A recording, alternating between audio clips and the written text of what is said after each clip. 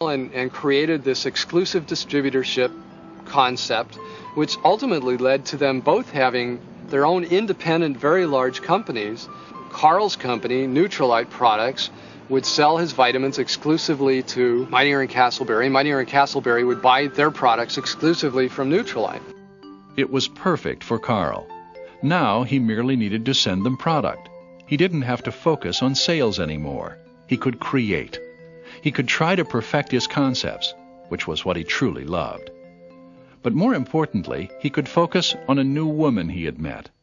Her name was Edith Bruck. He fell for her immediately. In late 1946, they were married. Edith was Carl's perfect partner in a personal relationship. She had things that he must have needed very strongly, and he was passionate about her. He loved her. Edith believed in what Carl was doing. She had a sharp business acumen and immediately recognized that Carl had a great product and a great name in Nutrilite. And now he had a sales process that was working. Mightier and Castleberry were getting Nutrilite sold in record amounts. To keep up with demand, the family moved to a farm near Buena Park, California. The Renborgs put up a production center there. It was nothing fancy. In fact, their new home was a Quonset hut on the property. In 1947, sales topped $2 million. Distributors were highly motivated because the more they sold, the higher they rose in the organization. In 1948, sales hit $4.5 million. Distributors were popping up all across the country. Two of the most successful were a couple of guys in their early 20s, operating out of Michigan, Jay Van Andel and Rich DeVos. Well, the sales technique played right into our hands, so to speak, because the emphasis of it was own your own business. You're not just a distributor for Nutrilite. You were an owner of your own distribution network. There were no limits on it. There were no territorial restrictions upon us. You could make as much as you could. The more you brought in, the more you made. This was the heyday of Nutrilite. I mean, sales were going up 100% a year. And we had big TV programs. We sponsored the Dennis Day Show, which was about as big as Jack Benny was in those days, and great ads in Life magazine, Post magazine. And it was a glorious time. For 60-year-old Carl, it was sweet vindication for decades of hard work and quiet ridicule. He bought a boat and that dreamer's house he once told his son about near Newport Beach. Competitors like One A Day entered the market, but none offered the range of vitamin, mineral, and plant substances that Nutrilite did. In fact, few scientists of the time even studied those plant substances, which are today known as phytochemicals and considered vital to health. Remember that when he came out with the Nutrilite supplements, there was no vitamin industry. So he is the father of vitamin industry. He concentrated not only on what people knew about vitamins or the so-called factor, but he understood the importance of taking a plant and making an extract, recognizing that there are substances in the extracts that we never know what they do until years later. Carl's vision of the importance of nutrition was just staggering because it was so strange to the thinking. The feeling up until that point, when he started, was that eat 3 square meals a day and you're okay. When Renborg began, very few vitamins were even known. And so he started putting together a natural food product in the alfalfa, one of the richest known sources of natural food that you can find. And the research in the whole world began to follow behind that. Carl's innovative spirit had not waned. Even though Nutrilite was now a terrific success, he was still doing research in his lab. He discovered a cherry, the acerola cherry, which has high concentrates of vitamin C and is loaded with phytochemicals. And he learned that Egyptian earthworms could aerate the soil better, so he imported them.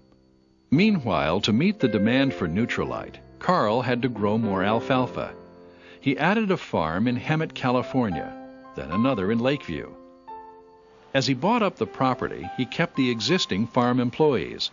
One was Frank Cerna, who ended up giving tours of the farm. We're going to go from here over to the pest break and then to the echinacea. Cerna remembers how human Carl was. He had a terrific memory, could memorize everyone's name, knew where they were working, what their job responsibility was. He had a kind of intensity of focus that made people feel like not just that they were the center of attention, but they related with him. Carl truly wanted to listen. Periodically, he would gather all the employees around a pepper tree on the farm, where they would sit for hours and discuss whatever the workers were thinking about, from religion to sports to family. He was interested in everybody, so everybody who came into contact with him was the most interesting and fascinating person he'd ever met. And that's a real gift. Frank Cerna remembers that Carl would pull him away from his work to gaze with him through his telescope. He said, "Frank, come and look at this." And I said, "I really have several water lines to move." And he said, "Oh, but you must see this. I tell you what," he said, "I'll help you move those sprinkler lines. If you would just come over here and I'll show you some of what is happening out today in the stars." So I did. I spent quite more time than I had intended to, and he introduced me to some of the constellations, and we got quite late at night, and then he said, "Okay, now it's time for us to go move the sprinklers." When it came to running the business, most workers had no doubt who was boss. It was Edith. Someone that wasn't dressed properly or behaving properly, she would just, "You're out of here." She was a taskmaster. But then Grandpa would come walking through and tell everybody, "You're not really fired. Go back to work." But the good times of growth would not last.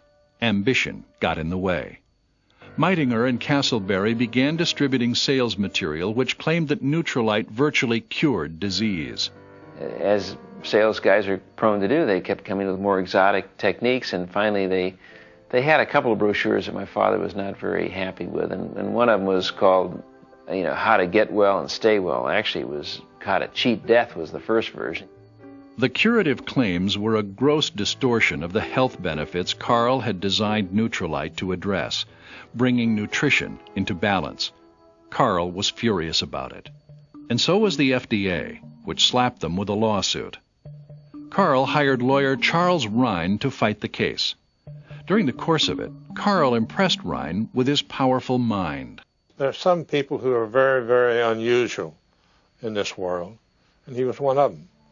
It's hard to give an adequate illustration except to say that when he got through with me on dissecting some legal problem that I was up against, he knew more about it than I did. Charles Rhine would go on to become a very prominent lawyer. In the course of his life, he met dozens of world leaders, and he judged Karl Renborg to be just as impressive. He was a very powerful man. He's a man who, when he says something, he reminds me very much of Churchill. But as the FDA case dragged on, sales suffered. Well, everything sort of stopped. Whenever there's a war like that going on, everybody stands around and watches. And so it was hard to recruit people because it would give in the paper that there was a lawsuit going against them and so forth. Charles Rhine and Karl Renborg put up a relentless fight, taking it all the way to the Supreme Court. Their arguments were so convincing that in 1953 the FDA finally settled. As part of that settlement, there was a consent decree saying what could and could not be said about Nutrilite when selling it. The settlement worked to the company's benefit because it was able to use the consent decree itself as a sales tool. It was information that was government approved. But the scare got everyone thinking about what might happen if Nutrilite were ever threatened again. My father said, well, maybe we ought to be looking at some other products. And for many years, he had been making cosmetic creams for my mother based upon his natural plant materials. The Edith Renborg Cosmetics line grew out of Nutrilite because it was developed as a natural form of cosmetics. All the bases and all the ingredients were some kind of natural product. When Carl approached Meitinger and Castleberry about distribution of the cosmetic line, there was conflict. Meitinger and Castleberry wanted to sell them at a high price point, at $20 per month per product. But, you know, a woman would look at that and say, well, I can't afford to do this. Cosmetics was really the straw that broke the back between the two companies.